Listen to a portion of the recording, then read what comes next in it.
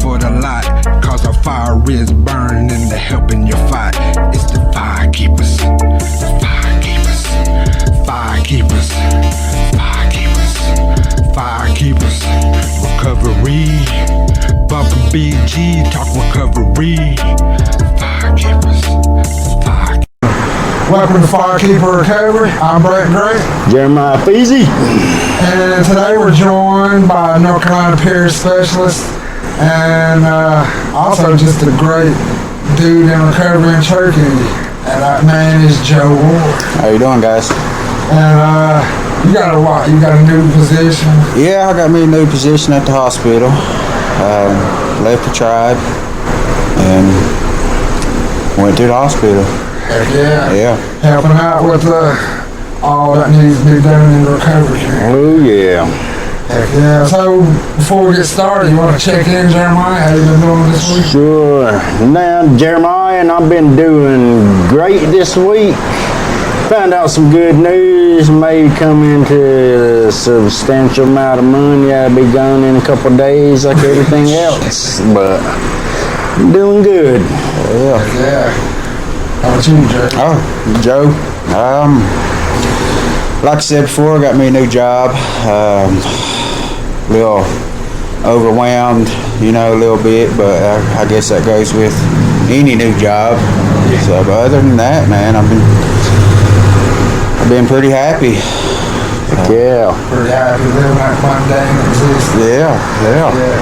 Heck, for myself, I'm doing pretty good too this week. Had some successful conversations on the podcast. We're keeping it rolling. Yeah. Until the weekend. That's good, man. It's good how you got all these people like intermingled on each day. You're getting more and more people coming on throughout the week. And that's good. Yeah. I was pretty nervous coming on here though myself. Everybody usually is. Yeah. Like the first time, but once you get to see that it ain't really nothing, just really talking with them as friends. You forget the camera. Yeah. And then we're just talking to each other. And oh man. Yeah. So yeah, I mean, thank you for coming. Yeah, I'm glad to be here, man. Yeah, so just to go ahead and get started, I'll just ask you the first question is, what are some of the things or events that help move you out of your active addiction and into recovery? Well, I had one big event when I went to rehab. When I knew it was really time to go and I was really wanting to try. I'm pretty sure everybody already knows, but about 3.5 months while I was there, my mom passed away. Mm-hmm. And that was a big life event. And after that, I was at the crossroads, man. I mean, one minute, if I would stayed out, I would have fucking died. On the other hand, I mean, she knew where I was at. I was at the right place for that to happen. And I live my life every day like she's living, like how she want me to live, So that was the main big reason. And, I'm proud of you for that, because with most people, if their mom died, that would tear somebody apart to where they want to stick to using to help hide that hurt from their mom being gone. Like everybody said, there ain't no. Yeah, it's sure like your dad can pass away, but still that won't hurt as much as your mom passing away. Man, it felt like it was the end of the world. Yeah, I bet, man. Like I was sitting there, they were letting me go home for a week, and I had to sit there all fucking day, and couldn't do nothing but just think, cry, think about crying, cry. Yeah. And I mean, I ain't gonna lie, man. I wanted to fucking run so bad, and I was in the heart of the damn drug city, Yeah. And I was right where I needed to be for that to happen. Yeah. God had me there for a reason, man. Yeah. And I can tell you, let's see, when was it? July 17th is when she dropped me off. We were crying, and I seen her smile because she knew I made that decision. I was wanting to do it. And my daughter was with me, and I looked at my daughter. She started crying. And my mom seen me look at my bags. Because, you know, when your kids cry in front of you, that's a whole nother hurt. Oh, yeah. And I was like, fuck this, I'm going. And about the time she was like, come on, baby, we gotta go. Out the door she went. And I was there. She was getting them feelings too. Yeah. We can just go like, come on, we'll make it work. Yeah.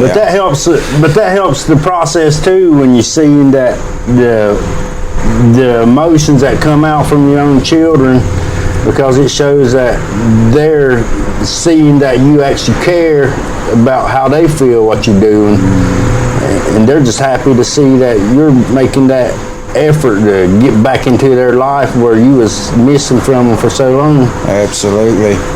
And it makes it all worth it in the end, for real. Yeah. I think it's good for youngins to see that as parents too, because I think if you're in your addiction, you forget that there are people that care about you too. Yeah. Sometimes you think that you're taking care of your kids, but you forget that sometimes your kids have got to take care of you. Show you that. No, we do love you still. Or we love you when you think nobody else. Yeah. Cause I mean, like when my daughter was, like how you said your daughter was crying. My daughter was, like I mentioned when I was on here, she had a big mental issues with me not being in her life, and she started self-harming. And she was in the ER under suicide watch, and I was sitting there with her. So I explained to her, like, after a couple years of being sober, I explained to her what my situation was and why I wasn't around. It wasn't them, and I mean, I broke down. I cried so bad in front of her, and she told me she seen that I was sincere, and it made her heart feel a whole lot better, because she seen that I really wasn't trying to be out of their life. It was just the drugs took a hold of me. But I told them I don't ever want to see them go through anything like I lived, because it would just put her kids in the same situation she was. Yeah. And she wouldn't want her kids to go through what she went through. Yep. But hopefully they never do turn to that. For real. So, I mean, going off of that, so how did you deal with some of those early recovery things? How did it change after that? Early recovery, like triggers and and having to deal with your mother. Yeah. Oh, man. Well, I'd be lying if I said that I came back after that treatment center and didn't get high again. Yeah. I'd be flat out fucking lying to you, everybody. Lying to myself. Yep. Because when I got out, I lasted about a whole 2 damn weeks. And I went and got high again. Luckily, the court system worked with me, and they were like, Joe, we know you're doing good. We know you're going through a lot.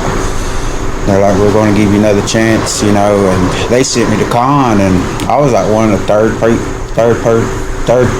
person that went there. Yeah. So we're on top of that mountain, nothing to do. I mean, brand new. Sitting there looking at each other like, all right, so what we want to do today, guys? Other than talk like we did yesterday. There was a lot of sitting around up there, but then again, at the same time, you know, that's how I got to start processing my mom's death. You know, talking to other people in my culture, not somebody that's 1,000 miles away that I don't know from Adam and Eve, you know. Yeah. So from just being around my own people, man. I mean, me and Juke Bradley, rest in peace, Juke. I mean, me and him sat and talked a lot, man. He did. He helped me a lot. Because there's times up there, man, I just wanted to shut down again. Mm-hmm. I mean, I didn't want to feel it, didn't want to talk about it. And he sat there right with me, and we just sat there and talked, man. And it helped a lot. And then I'd be lying again when I'd get out of Con if I got high again. Hell, I did. I mean, So when my mom died, I got a big check, insurance money from her. My sister didn't want to give it to me. She knew that for a reason, and I'm not ashamed to admit it now. Hell, I had 18 grand sitting in the bank. She didn't want to let me have it. One good thing came out of that. She paid my mama's car off and gave it to me. Then I hounded her and I hounded her and I said, let me have my money, Yeah. Well, she got tired of it. She was like, all right, your money's in the bank. That lasted about 3 days. I spent about $17,000 on pills.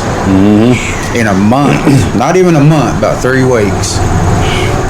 I got down to like $500 and I'm like, oh shit, guess what's coming next? That fucking withdrawal, man. And it scared me so bad. I knew for a fact that I was on Suboxone before. I knew how it was, so it scared me so bad that I went straight to the Suboxone program, started changing my ways, after that, when I got in the Suboxone program, that first year, other than Keisha and my family, I didn't talk to anybody. Me and her stayed together by ourselves, and I worked on me and her. A lot of people say wait a year before you get into a relationship, but I couldn't see her, man. When she said she was ready to quit, take me to detox, I was like, holy shit, really? And then took her to detox, and that was all it wrote for her. Hell, she got on Suboxone, and that was it. I was like, damn. I was like, yeah. It helps to have a partner who supports you. Absolutely. We hold each other accountable a lot. Even today. Exactly, man. Yeah, that's what I like about the Suboxone clinic. It's not a cure, but what it does is give you time to figure your stuff out. Absolutely. So you're ready to work on it. I wouldn't be where I'm at today if it wasn't for the MAT. Right. Yeah. Well, let's continue on that. So, how important was Keisha in your recovery too, just like that relationship? Man, it was. I don't give her enough credit. Like, I really don't. Even in that first year of MAT, man, I think I've done so much fucking dope. That first year was the hardest. Even after 4 months, I thought she was cheating on me still. Even I wasn't even getting high. I thought I still had that paranoia, man. Like I didn't want her to. I know a lot of people's gonna laugh about this. I'd go to work and I wouldn't want to leave her at home. Because I thought she's still cheating on me. And bless her heart, man, she'd come to work. I worked at the Village. She'd come sit in the car just so that it would have a peace of mind of me that showing I'm not. And I'd make her switch phones with me. Like it was the whole fucking thing, like I was shooting dope for the first time. And like that paranoia. But then after that year, it started to go away. It started to lift up. And we were in Big Cove. That's where I'm at now, at my mama's house. And now she can go, I don't even bother me then. She's like, I'm gonna go stay at my mama's. I was like, all right, see you later, I love you. You taking the kids too? Need some me time. That's one thing I hate though about the drugs. Like you said, is the paranoia that sticks around in your brain after that. Because no matter what, you still got them dumb thoughts, like you said, running through your mind. Yeah. I would always do the same thing like you with Brandy. I would always say, who you talking to? Why you messing this person? And it wouldn't even be nothing. Yeah. And She'd be sitting there playing a game on her phone. Yeah, and I'd be like, who you talking to? And she'd be like, what are you talking about? She's like, here, you want my phone? I said, no, I'm just asking. I ain't like accusing you or nothing. But it's rolling through my mind like, she's doing something. Yeah. But after all this time, I'll be, like I said, I've done dumb shit to her more so much shit to her that she should have left me a long time ago, but she stuck with me. She trusted in me changing, and I'm glad she did, because if she didn't, I would have been somewhere else, probably dead by now without her by my side. Absolutely, man. Yeah. People don't understand how much a partner that supports you helps along the way, because I remember Tashina said, like, for some people, couples is a hard thing to go through sobriety with, because there's always that one that don't want to get sober when the other one does want to get sober, and they drag them right back into that the little thing they in. Or they separate. Yeah, and that's what Brandy did with me. I said, I'm going back to this boxing program, because I said, I don't want to live this life no more. I said, I'm done with it. I said, if you want to stick around doing it, I said, you do what you do. I said, but I'm going. She said, well, I'm not ready to go, so I said, all right. I said, well, you know where I'm at. I said, and you know where the program's at. I said, when you're ready to go, I said, I'm there with you. You know, I'm right by your side. So she stuck around doing what she's doing for about 2 more weeks. And finally she said, Maya, she said, I don't want to do this no more either. I said, well, you can come with me back to the boxing program and sign back up. And she did, and about 2 weeks after that, they accepted her back in, and we just stuck by each other's side, helping each other along the way, and it's been gravy since. Yeah, it feels like a life is a whole lot easier when you got somebody right there with you. Yeah, for real. You don't feel so alone. Yeah, for real. Yeah, I'm glad just to share that. So people who are struggling with their relationship see that it's possible. Exactly. Yeah, they just both have 4 or 5 years together and sobriety. Yeah, absolutely. Yeah, that's just a big accomplishment in itself. For real, man, because relationships are tough to go through when you're on drugs. Yep. They really are. So, what are some of your other motivations, and how did you discover them? Well, my oldest baby right now, she's a senior right now, and I made it to a point this year not to miss one ball game, right?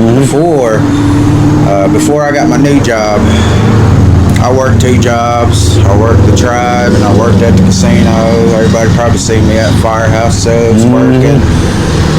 That was my, I kind of had to, and then that I didn't get to go to our ball games as much, and it was killing me on the inside, but at the same time, I needed to make sure that I had security for my family, and other hobbies that help me out, other than going to ball games and hanging out with my kids, is my uncle. About 2-3 years ago? Might have been 4 years ago now. We were sitting at the dinner, and he was like, Joe, he said, why don't you come down to the house and get my bike out, and we'll go ride bikes together. And then I looked at him, I was like, holy shit, are you for real? You want me to ride your Harley? You trust me with that? And that's the biggest hobby I have, is riding bikes, man. And I thank my uncle so much for that, for giving me something else. Yeah. I've always thought about buying a bike, but I never took the plunge. And for him just letting me ride his bike. Damn, he let me ride it for about a year. I remember that. Yeah, didn't have license. Never rode a bike, a Harley before. But yeah, just the little stuff, man. Yeah. That gives you time to probably think on your own. Heck yeah, especially out there on the road, man. Yeah, I've been to Oklahoma on a bike, been to Alabama on a bike.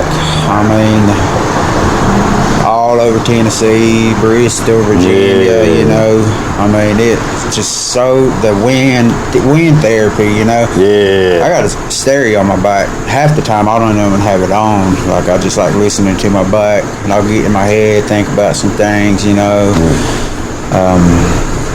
about what I can do next week, involve Keisha more, since I was working 2 jobs, because I would see her when I get home. She'd kiss me in the morning when she'd go to work. And I'd go to work. I'd go at night. I'd go give her a kiss before we go to bed because she'd be asleep.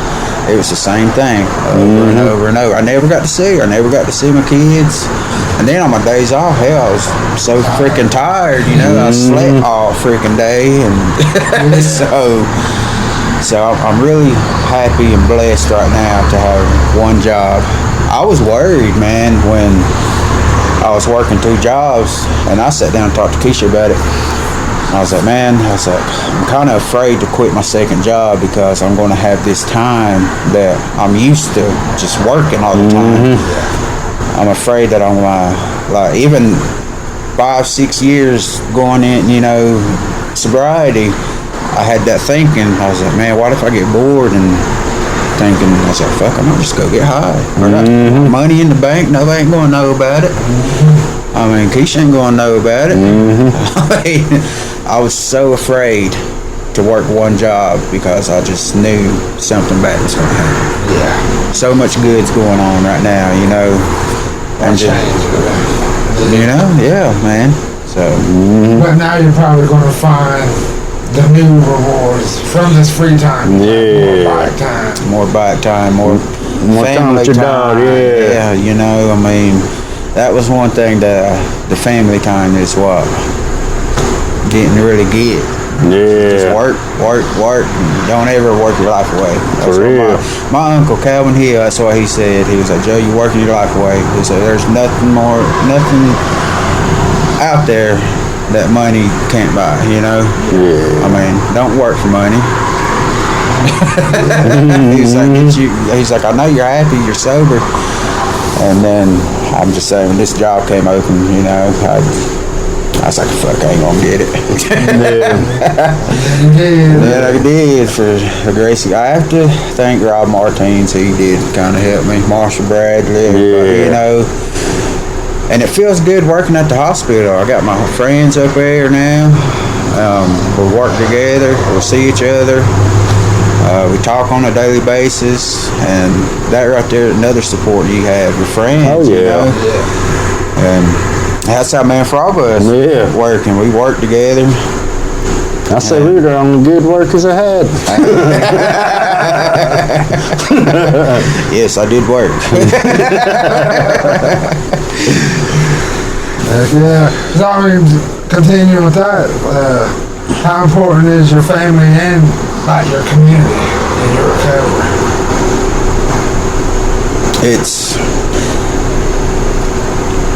Well, you already know how I feel about the family, you know. Community-wise, with the new job at the hospital, I think I can do more now. Yeah. And that's where I want it to go, you know. Working with the tribe where I was at before, I don't know if anybody knew where I was at. Harm reduction. That's where I was at, and I loved it. Don't get me wrong, I loved it. You know, seeing people coming in, even though they're still using, you still get to talk to them, build that relationship with them, cut up, joke around, laugh. You know, even though they're coming to get their supplies, they still seen us. You know, like, dang, Joe's still clean and he's working around this stuff. You know, and if he can work here and still stay clean, you know, that might put something in the brain. And we've had quite a few, man. Like, I mean, I see, even now at the hospital, I see the ones up there that came, and I'm like, man, I'm proud of you. You're hanging in there, you know. But yeah, I mean, community-wise, it's a nice butt. Anyway, community-wise, really important, you know. You got to go out and show people, just like how Rob said one time, living your sober life, even though that you're not using and you're just living, people see that. Yeah. People see you doing your best, staying clean, and with your family, with your friends, not drinking and drugging and stuff. Yeah. People see that, man, and I think I had to think about that one time because I'm like, I'm out staying clean, like I was like for early recovery. Never thought I was gonna get the trust back. Yeah. I was like, fuck, I'm clean now. I was like, what's up? You gonna trust me right now? It's like that saying. I like that saying I seen on Facebook. It says with addiction, said you give up everything for one thing, and with recovery, you give up one thing for everything. Yeah. That's kind of what it reminds me of, because like you said, you're living your life and you're getting everything that you didn't have in addiction that we never thought we would have. Yeah. And now we do have it. And I love having that now. And that's one big thing that motivates me not to go back to that life. Not to go back. Because I see the happiness it brings me and my wife and my children by getting all this time, like you said, with your family. I love that. I get to be around with my grandkids and everything. Yep. Because before, when I first got clean, they were scared of me. They wouldn't come around me. But now they be in my room, climbing all over the place and everything. I love that, man. I would not give that up ever again. One thing I was afraid of my daughter when I first started getting clean. I always think how she would think. When she'd see me, she'd like, would this be the last time I see you? You leave, you go home. I'm not going to see you again. I mean, that hits hard, you know. Now, talk to her, you know, and she don't have to worry about it. Yeah. I'll see you tomorrow. I'll see you tomorrow. Yeah. Real. Yeah. Yeah, I'm just saying that gave me shit. Yeah. But you don't think about it that way. Yeah. So, I mean, how has recovery changed your life and those around you? Oh man, I don't even think there's an answer. For real. I mean, it's not just the physical things. It's not just the cars. Yeah. You know, it's the way I think, the way I see things clear now. Still blind as a fucking bat, but I still see it. I mean, like I said before, man, just them little small things. I can't describe it, man. I mean, it's that knot that you feel in your chest. Yeah. That when you, I don't know. That's just how I can explain it. Yeah. Yeah, I think. Yeah, we all feel. Yeah. Yeah, you can't explain it. Yeah. Because there's no easy way to explain it. Yeah, because you really can't get what I think we've all felt in recovery unless you work through some stuff. Cause I mean, like Joe, I witnessed his whole little journey, and I mean, he did a complete 360 compared to where his life was. I mean, I was sat at his place with him getting high and everything. Hearing shit running around the house. Hell yeah, up there fucking tripping out and shit. But I was so proud when they both got clean. I was like, it kind of reminded me of everybody else that's got clean that we never thought would get clean. Now we're seeing all these other people who that was in our position that was big needle users, because like y'all know, needle's probably the hardest thing to get clean off of. And them people have jobs and cars and houses and everything. You never thought any of us would have nothing like that. Yeah. You thought we'd still be running around hitching rides from everybody just to go find a dope dealer somewhere just to get our fix. I never once in my addiction thought, oh yeah, I'm going to quit this, because I never wanted to quit doing drugs. I want to stay high all my life. That was my thought when I was in active. I always had that thought. I said, I'm never going to quit drinking, and I'm never going to quit doing drugs. Yeah. And I'd be damned if it wasn't for Brandy giving me that ultimatum, either her or give up the other stuff, I probably wouldn't have quit. that just showed me how much I really cared for her, and by giving all that up, she seen that I did care for her. Yeah. Because I mean, about 30 years of drinking alcohol, that wasn't easy to give up at first because I loved partying with my friends. I loved being with her more because that party life was just for a couple nights, and she was gonna be there forever. Yeah. That's just nice to hear. Yeah. Yeah. You got anything you want to ask? No. You got anything else you? Some burning desires. Yeah, I do. I got something to say a little bit. Talking about recovery and talking with my daughter, man. Is that my phone? Yeah. Of course it is. Somebody calls. We were coming back from the ball game Tuesday night, and she's doing something at school, some kind of senior project, and she's going to do something about how substance use affects young kids. Yeah. And you know, it about made me cry because, you know, if I didn't start getting high, that might not be her topic. You know what I mean? Yeah. But you know, it's a good learning thing for her too, though. Yes, because me and her mama, we were getting high and everything, and now we're not. You know, they say you got it. What is it where you're addicted, your family's addicted, and your kid can become addicted to you much more because your family's addicted. And she asked me a question. She was like, Dad, do you think about getting high? And I was like, yeah, I do. She was like, do you think about it every day? I said, majority, no. I said, but there's days that I do. Yeah. And she was like, do you think you'll ever quit thinking about getting high? And I was like, no. It's like, I'll probably never think about not getting high. Yeah. Because recovery's just not one thing. I'm cured. It's the rest of your life. It is. We're addicts forever now. And like they say, just because you're sober for years and years don't mean that there's one chance ain't gonna come up that you're gonna fall back into that cycle again.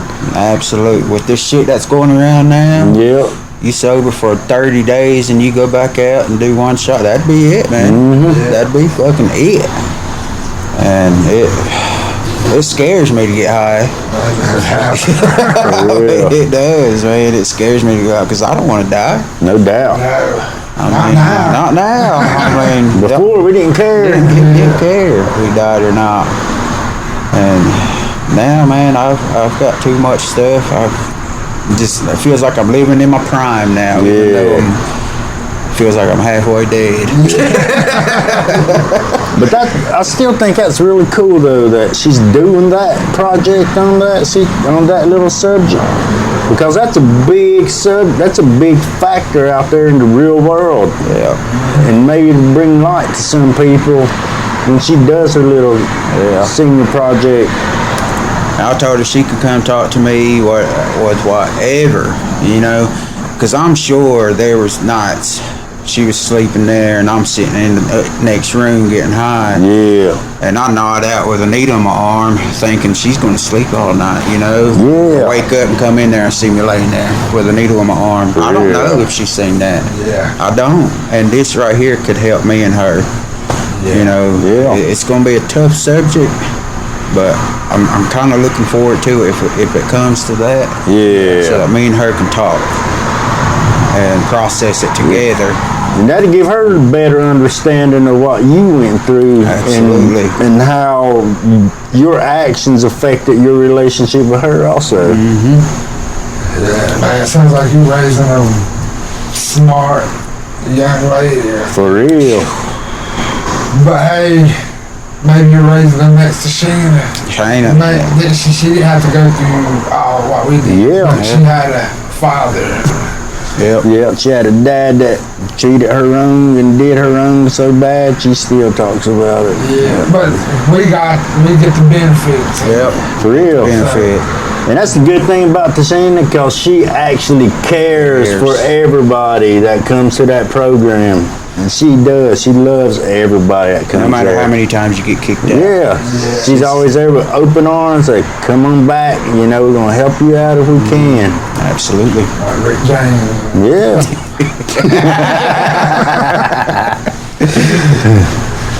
Heck yeah, well, thank you for sharing that. Yeah, man. I think that's gonna be powerful. It is, for real. That's cool, man. Yeah, so I just thank them both for being here today and just sharing. And I don't have anything else, so I don't either myself. I'm good. Thank you for having me, man. Yeah, it's good having you here. yeah, so I'm Brant Grant, Jeremiah Pheasant. Fat Joe. and this is Firekeeper Recovery. And as always, we'll leave the light on for you. Eastern Bay, Cherokee, Firekeeper, Recovery. We them firekeepers, the firekeepers, the firekeepers, the firekeepers. Yeah, coming to you live from the mountains of smoke. Firekeeper Recovery, bringing you hope. If you're living in darkness, look for the light, cause our fire is burning and they're helping you fight. It's the firekeepers, the firekeepers, firekeepers, firekeepers, firekeepers, recovery. Bumpin' BG, talk recovery.